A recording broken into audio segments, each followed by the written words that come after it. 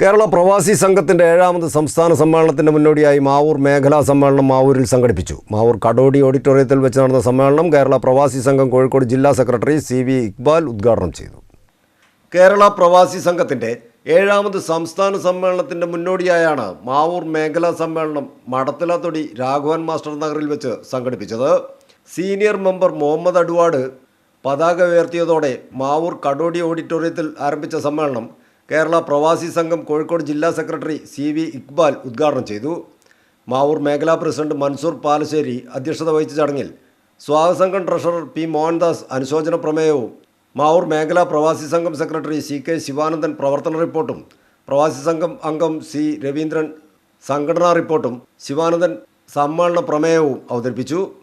സമ്മേളനത്തിൽ കേരള പ്രവാസി സംഘം മാവൂർ മേഖലയുടെ പുതിയ ഭാരവാഹികളെയും തെരഞ്ഞെടുത്തു.